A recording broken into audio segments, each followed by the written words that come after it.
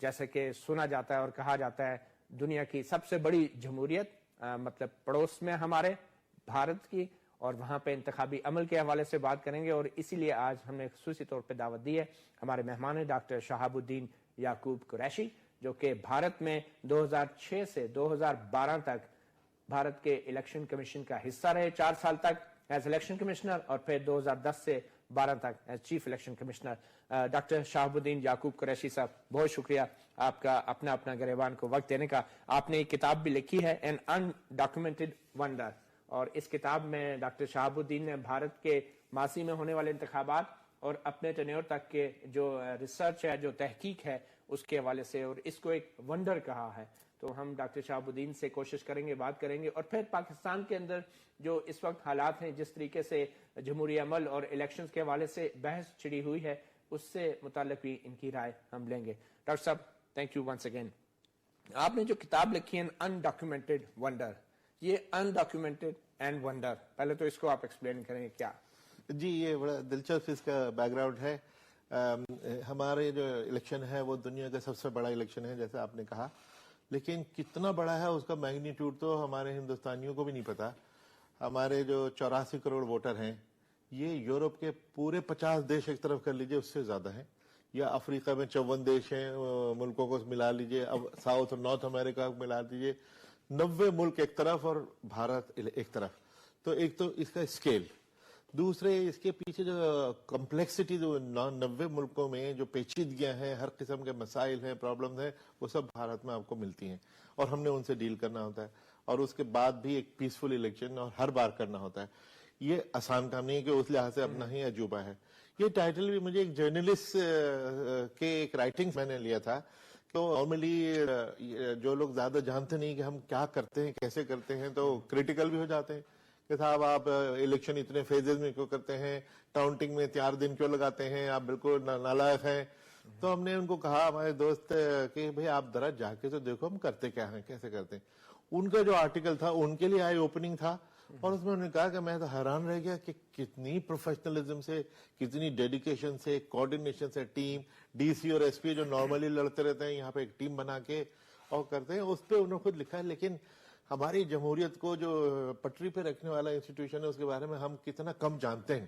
انہوں نے اس پہ افسوس ظاہر کیا، یا اس کی کتنی ہمیں فکر ہے۔ اور پھر انہوں نے کہا کہ میں اس نتیجے پہ پہنچا کہ Indian election is an undocumented wonder. ٹھیک ہے ڈاکٹر صاحب، یہ بتائیں کہ بھارت کی جو جمہوریت ہے، ہم کہتے ہیں بہت بڑی ہے، کیا یہ بھارت کی سائز کی وجہ سے بڑی ہے، یا جمہوری عمل جو ہے اس کا بڑا پن ہے؟ دیکھیے، دونوں بات ہے، کیونکہ چونکہ یہاں بھارت کا سائز اتنا بڑا ہے تو لوگ ہی تو جمہوری بناتے ہیں، تو ان کی سائز تو چائنا کا بھی بڑا ہے، لیکن چونکہ وہاں جمہوریت نہیں ہے، اس لیے بھارت دنیا کی سب سے بڑی ڈیموکریسی ہے، اور میں نے اس کا سائز بتایا۔ اور اتنے ہر قسم کے ریجن، ڈائیورسٹی، میں سمجھتا ہوں کہ دنیا میں اتنا ڈائیورس ملک کوئی نہیں ہے۔ دنیا کے سارے مذہب ہمارے یہاں ہیں، 22 ہماری سرکاری زبانیں ہیں، 200 کے قریب اور ڈیولپڈ زبانیں ہیں، 6000 ڈائلیکٹس ہیں، اور ہر قسم کے جغرافی ہے، پہاڑ ہیں، ندیاں ہیں، ریگستان ہیں، اور ان سب میں ہم نے جا کے اچھا الیکشن دینا ہوتا ہے۔ اچھا، اس ڈائیورسٹی میں یونٹی تو ہے، مگر اس میں ایڈورسٹی بھی ہے۔ 12 سے زائد جو ریاستیں آپ کے وہاں پہ تحریکیں چل رہی ہیں، کی کشمیر کا آپ دیکھ لیں، وہاں پہ جب بھی انتخابات ہوتے ہیں ان ریاستوں میں، وہاں پہ اعتراض کیا جاتا ہے کہ اتنی بڑی تعداد میں سیکیورٹی فورسز کے ہوتے ہوئے کیسے الیکشن فری اینڈ فیئر ہو سکتے ہیں۔ تو آپ کا الیکشن کمیشن کیسے اس چیز کو یقینی بناتا ہے کہ وہاں کی جو مقامی آبادی ہے وہ اس عمل میں حصہ لے، اور اگر نہیں لیتی تو اس کے باوجود آپ کیسے الیکشنز کراتے ہیں؟ جی، جیسے آپ نے کہا کہ 12 صوبوں میں کچھ نہ کچھ پرابلم، میں نے پہلے ہی کہا کہ دنیا جہان کی جو پیچیدگیاں ہیں جو کہیں بھی ہوتی ہیں وہ ہمارے سب موجود ہیں، ان پیچیدگیوں کا آپ دیکھ رہے ہو۔ اور چونکہ بھارت میں جمہوریت ہے تو جمہوریت میں اختلافات بھی ہوتے ہیں، وہ تو اس کو کوئی لوگ جھگڑے کا روپ دے دیں، کچھ اس کو ڈیموکریسی کا نام دے دیں، ہم تو اس کو ڈیموکریسی سمجھتے ہیں۔ اور کشمیر میں بھی جیسے آپ نے کہا، ایک تو ہمارے الیکشن میں آرمی کا کہیں رول نہیں ہوتا، ہم آرمی کو دور دور اس میں نہیں آنے دیتے ہیں۔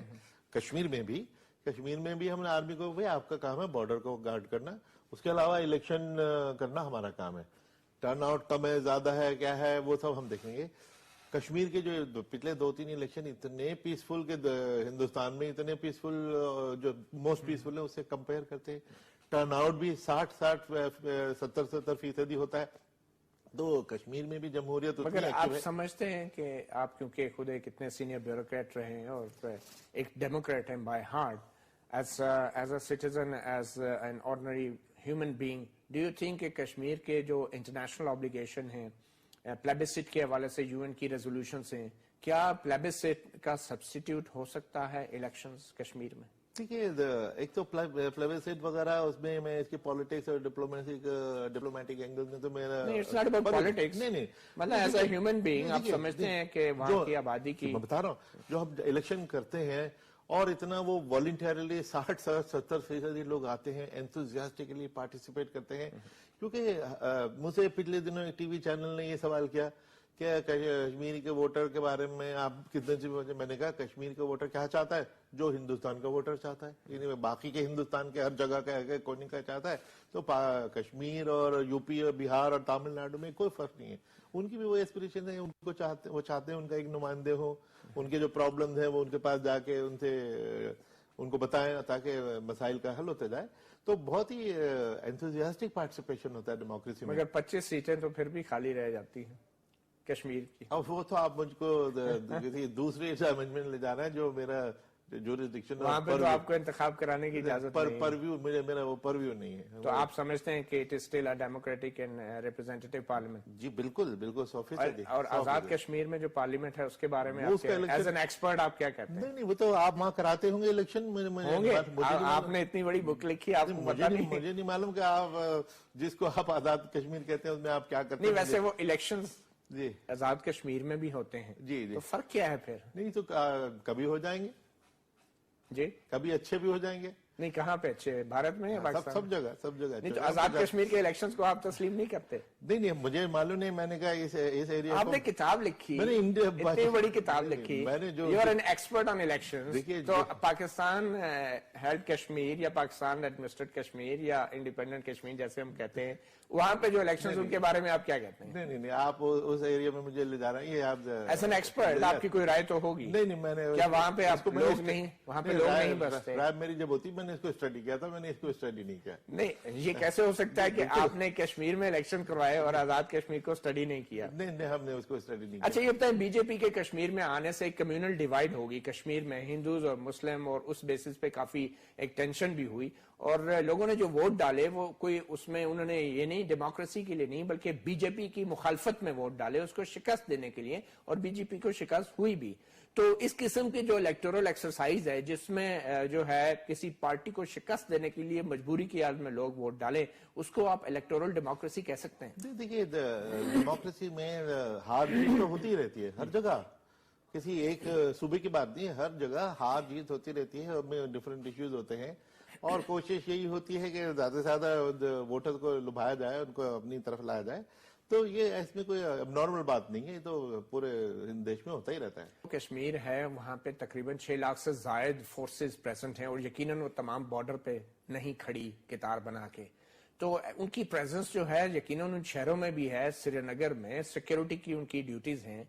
और फिर वहां पे जो इल्जामात हैं, इंटरनेशनल ह्यूमन राइट्स ऑर्गेनाइजेशन ने भी कहा है जिस तरह वहां पे इंसानी हकूक की खिलाफ वर्जी हो रही है, तो ऐसे हालात में बतौर इलेक्शन कमिश्नर आप कैसे वहां के इलेक्शंस को जो है फ्री एंड फेयर कह सकते हैं, जबकि वो लोग आजादी की डिमांड करते हैं, लाखों की तादाद में लोग सड़कों पे निकलते हैं, पाकिस्तान के हक में नारे लगाते हैं, तो वो क्या है वहां पे, उसको आप डेमोक्रेसी कहेंगे? नहीं, आप इसको पॉलिटिकल एरिना में ले जा रहे हैं। नहीं, it's a fact, historical fact. वो हुआ करे, लेकिन वो मेरा परव्यू नहीं है। एज एन एक्सपर्ट मैं बताता हूँ, मेरा एक्सपर्टीज है इलेक्शन कराना।